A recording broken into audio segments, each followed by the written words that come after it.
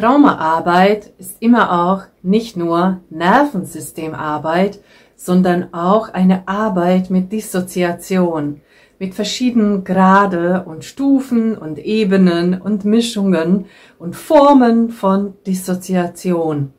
Denn die Entwicklungstrauma erlebt haben, haben immer auch mit dissoziativen Zuständen zu tun und damit einhergehend auch mit verschiedenen Identitäten, also Identifikationen von und mit Zuständen, Emotionen, Personen, Eigenschaften, Ereignissen und damit heißt es, dass Traumaarbeit auch immer eine Identitätsarbeit ist. Lass uns in diesem Video anschauen, wie Entwicklungstraumata die Identität von Erwachsenen langfristig und wirklich tiefgreifend prägen. Und zwar 6 Arten werden wir beleuchten. Ich bin Gabriela, ich bin selbst Überlebende und heute begleite ich ganz viele und liebevolle Menschen, die Entwicklungstrauma erlebt haben und heute merken, dass sie viele Symptomatiken haben im Leben, im Alltag und sie damit nicht zurechtkommen. Und jetzt freue ich mich auf dich.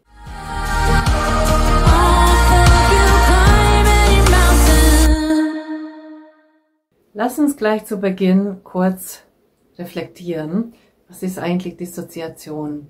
Dissoziation ist eine Art Abspaltung und zugleich auch ein Schutzmechanismus, insbesondere bei Traumatisierten, die in der Kindheit sehr viel Schlimmes erfahren haben. Und damit dieser seelische Schmerz oder auch zum Teil körperlicher Schmerz nicht empfunden werden muss, hat der Körper sehr schnell gelernt, diese Schmerzen und Empfindungen, unempfindbar zu machen.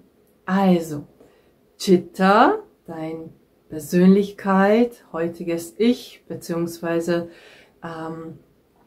scheinbar normale Persönlichkeit und Träume, also dein inneres Kind oder kindliche Seiten.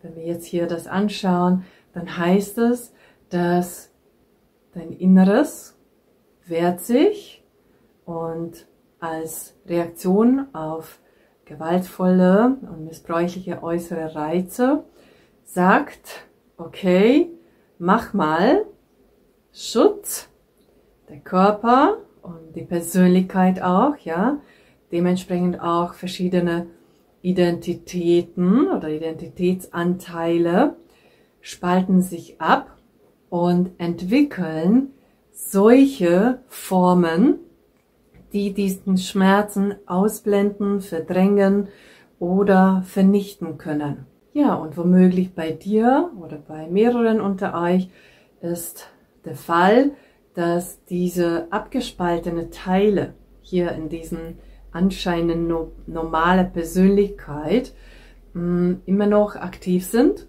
damit hier dieser Wesenkern, das Innere geschützt werden kann und diese abgespaltene bis heute noch aktiv ist.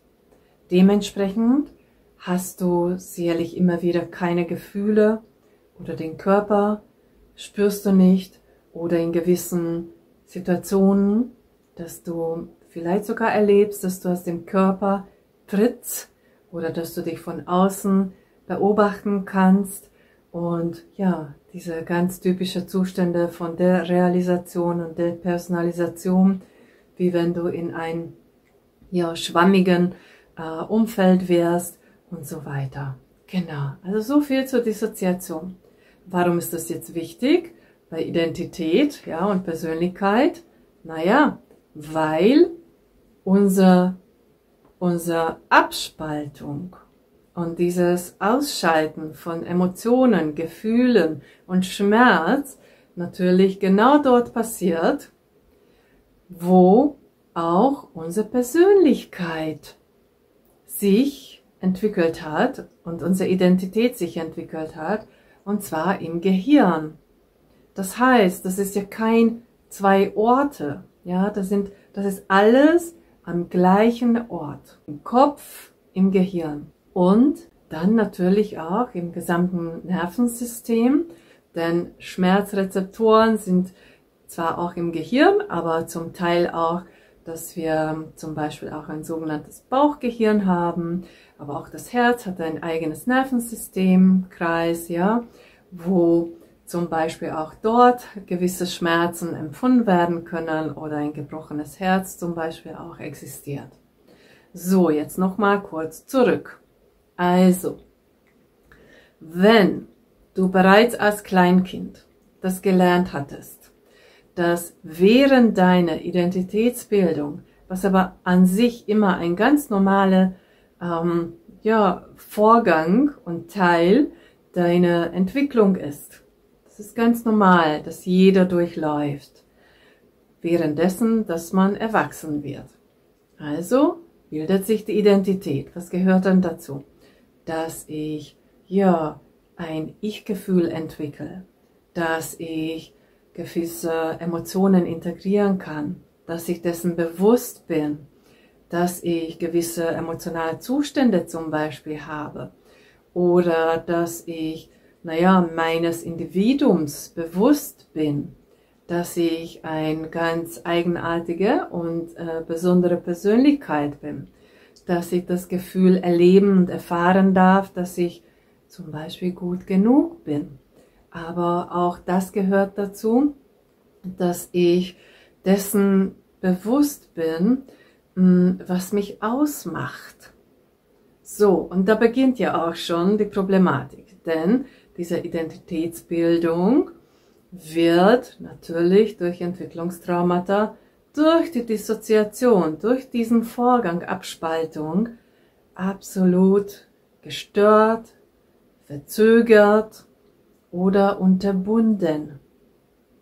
Denn wenn ich Emotionen, Gefühle abspalte und ausschalte, dann mache ich genau diesen Vorgang, welche zu meiner Identitätsbildung notwendig ist, unterbinden.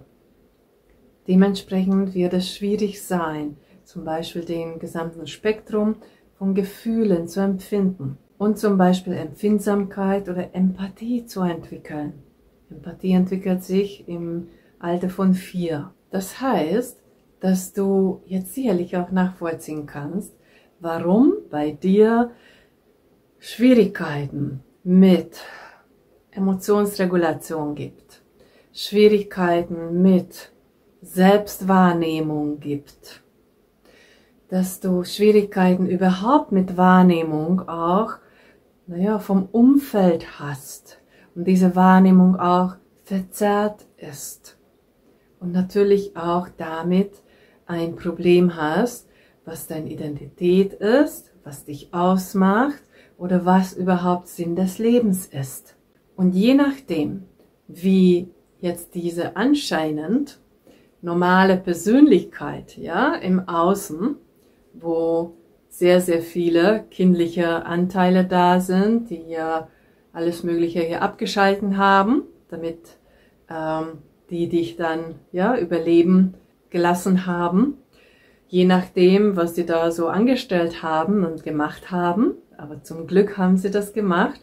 Und was da alles so entstanden ist, hast du natürlich gewisse Identitäten, Identifikationen, die auch immer dissoziativ sind. Also eine Natur dissoziativen Zuständen haben. Und ich habe dir heute 6 Stück mitgebracht, die auch auf deine Persönlichkeit natürlich einwirken.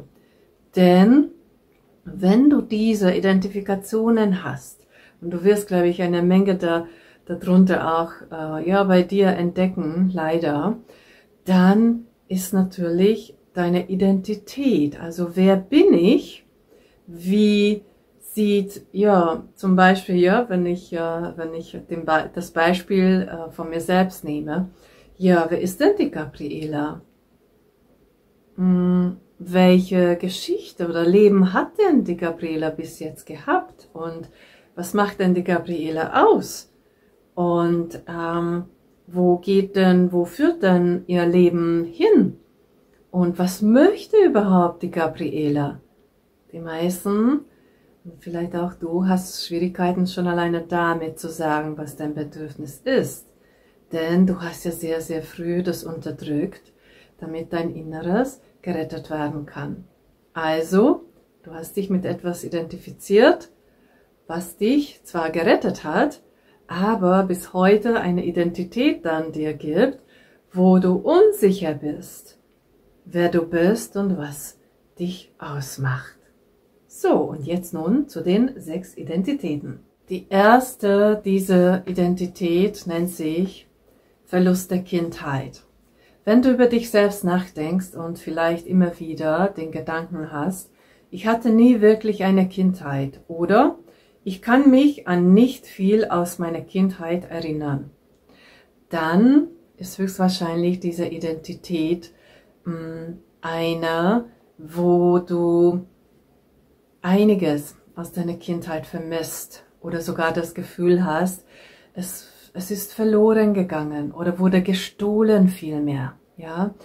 Denn wenn Menschen in der Kindheit sehr viel Schlimmes und sehr Belastendes über die Dauer erfahren haben, dann werden diese Ereignisse wirklich so weit verdrängt, dass diese Menschen an nichts oder nur sehr wenig erinnern können. Und in der Bindungstheorie nennt man das kohärente Erzählung. Das ist ein biografisches Gefühl, wenn wir im Normalfall fähig wären, unsere Biografie tatsächlich wie eine Geschichte zu erzählen. Wenn uns aber das größte Teil fehlt oder lückenhaft ist oder unterentwickelt ist oder wir wirklich nur ganz, ganz einfach in ein paar Sätzen oder vielleicht sogar nur mit ein paar Worten wiedergeben können, dann ist es ein ganz klares Zeichen dafür, dass hier unglaublich viel fehlt. Das ist aber einer der Fundamente dafür, dass wir eine Identität auch im Erwachsenenalter haben.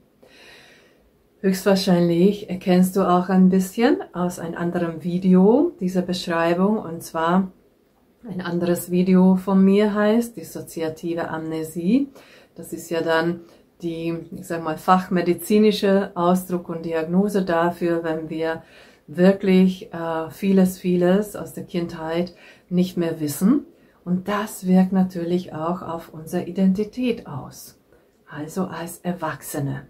Der zweite Fall, wenn fehlende Teile der eigenen Persönlichkeit vorhanden sind. Also wenn du eine Identifikation hast, ich hatte immer das Gefühl, dass etwas fehlt, aber ich weiß nicht, was es ist. Ja, insbesondere bei chronischen Entwicklungsstörungen, also bei Entwicklungstraumata, kann passieren, dass Kinder schon sehr, sehr früh einen wesentlichen Teil ihrer Identität und ihrer Persönlichkeit abspalten und ein Hauptteil ihres eigenen Selbst versuchen, aktiv zu behalten, um zu überleben. Und diese andere wesentliche Teil, beziehungsweise mehrere Teile oder Anteile oder Seiten in der Persönlichkeit sind und bleiben dann unterentwickelt, beziehungsweise haben dann auch sehr, sehr lange, bis ins Erwachsenenalter, recht kindliche Eigenschaften, Emotionen und auch Zustände. Also alles, was auch der Körper zum Beispiel empfindet. Diese Menschen haben sehr lange das Gefühl, dass ihnen etwas im Inneren fehlt. Sie vermissen einen Teil von sich selbst. In der Therapie oder in der Begleitung können aber diese Anteile auch dann plötzlich richtig neu gestaltet werden und gemeinsam dann auch entwickelt werden, damit die Hauptanteile, also die ja die ganze Zeit da waren und eben für das Überleben gesorgt haben, das sind immer diese hochfunktionale Anteile, und die kindliche Teile sich verbinden können und dass man diese Identität und Einssein-Gefühl wieder oder vielleicht erstmalig, aber für sich schaffen kann. Die nächste Identität führt dazu, dass du immer und immer wieder in destruktive Beziehungen eingehst. Das heißt, dass du höchstwahrscheinlich solche Gedanken hast oder wenn du über dich selbst auch mal Aussagen triffst. Ich bin der Typ Mensch, der immer mit Leuten ausgeht, die schlecht für mich sind. Was steckt denn dahinter? Diese Menschen haben in ihrer Persönlichkeit solchen Anteile, die sich mit Anteilen, welche traumatisiert sind, identifizieren. Das heißt, dass sie genau die Art Menschen anziehend und ja, gute Chemie oder passende Chemie empfinden, die auch einst sozusagen den Missbrauch, die Vernachlässigung und all das, was in der Kindheit passiert war, verursacht haben. Das heißt, es ist egal, ob das eine Partnerschaft ist, Freundschaft ist oder im Arbeitsumfeld ist, aber genau mit diesen traumatisierten Anteilen, weil du dich immer noch damit identifizierst, findest du dann das passende Gegenüber. Was du hier machen kannst, genau diese Seiten in dir müssen natürlich in Therapie und in der Begleitung ein Erwachsenwerden erleben, damit du diese Identifikation auch ablegen kannst und du dann auch lernst, was dir wirklich gut tut und was auch gesund ist. Die Folge der nächsten Identität ist Beziehungsvermeidung. Hier ist höchstwahrscheinlich dein Gedanke, ich bin jemand, dem es alleine besser geht. Ja, diese Menschen haben in der Kindheit auch sehr, sehr früh negative Erfahrungen mit Bindung und mit Beziehungen erfahren und intuitiv sehr, sehr früh entschieden, dass sie lieber auf Abstand gehen. Die Isolation, was dadurch entsteht, verhindert aber die ganz gesunde Entwicklung einer Identität, einer Erwachsenenidentität und noch mehr. Es festigt leider auch die Selbstwahrnehmung von Wertlosigkeit und auch von Selbstverurteilung. Es wäre unglaublich wichtig, dass man auch als Erwachsene mit Menschen umgeht und auch, dass man sich auf intime Beziehungen einlässt, denn das ist absolut notwendig dazu, dass ein Erwachsener und gesunde soziale Identität sich entwickeln kann.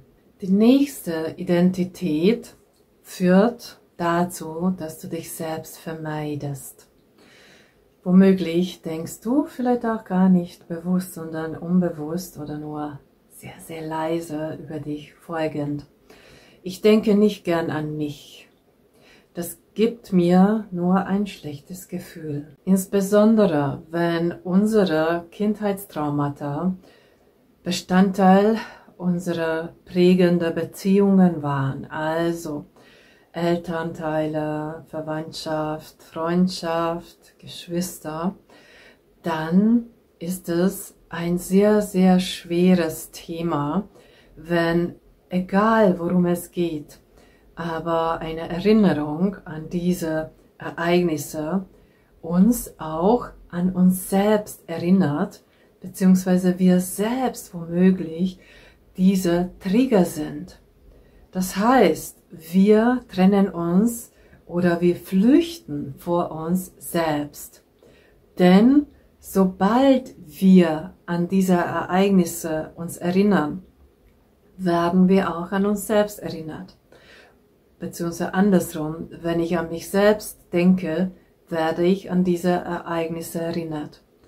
Viele versuchen, vor sich selbst zu flüchten und es ist nicht selten, dass es dann in Selbstzerstörung und Selbstverletzung auch mündet. Und es ist wichtig, dass diese Art von Identität eine Heilung erfahren kann. Wie du merkst, ob du auch selbst betroffen bist, höchstwahrscheinlich, wenn jemand dich dazu ermutigen möchte, dass du über dich nachdenkst oder dass du dir was Gutes tust, dass du Selbstfürsorge betreibst, dass du da ja mit einem schlechten Empfinden darauf reagierst oder sogar mit Ekel, und dass du diese Empfindungen dann in dir ja verspürst und dass du all das eigentlich ablehnst. Und das zeugt ja davon, dass deine Identität ein recht starre ist, eine recht starre traumatisierte Identität ist. Ich empfehle auf jeden Fall, dass du eine therapeutische Begleitung aufsuchst. Und nun die letzte Identität. Schwierigkeiten, Emotionen in die eigene Identität zu integrieren. Also, du denkst höchstwahrscheinlich, ich bin nicht der Typ Mensch, der starke Gefühle für Dinge hat. Was verbirgt sich dahinter? Nichts anderes, als dass du in deiner Ursprungsfamilie durch die Bezugspersonen kaum Emotionen oder Ausdruck von Gefühlen, Emotionen erfahren hast. Emotionen hatten keinen Platz im Leben. Und dadurch hast du auch nie richtig erfahren und erlernen dürfen, wie Emotionen sind oder wenn du etwas empfunden hast, was das bedeutet. Dementsprechend kennst du auch viele emotionale Muster nicht oder du empfindest vielleicht etwas, aber du kannst diese nicht benennen. Ja, das bedeutet natürlich, dass du diese Empfindungen auch nicht in deine Persönlichkeit, in deine Identität integrieren kannst. Das ist aber wiederum auch unglaublich wichtig, dass du wenn du intime Beziehungen eingehen möchtest oder wenn du auch beruflich vorwärts kommen möchtest, ja, das ist ja wichtig, dass du sozial, ja, eine gewisse Kommunikation und dass du eine gewisse Artikulation hast und dass du auch adäquat und angemessen auf Kollegen oder Mitarbeiter eingehen kannst. Wie erkennst du das, ob du hier durch diese Identität betroffen bist? Womöglich hast du das Gefühl, dass du eine absolut abgestumpfte, ja, emotionale Welt hast oder dass du primär Lustlosigkeit empfindest oder Langeweile. Das sind deine primäre Gefühlszustände. Und es kann sein, dass du auch womöglich Konflikte in Beziehungen erfährst und hast, und du diese dann abtust, abwertest und du dich dann damit nicht beschäftigst, bis dann letztes Endes nur noch die Wut ausbricht.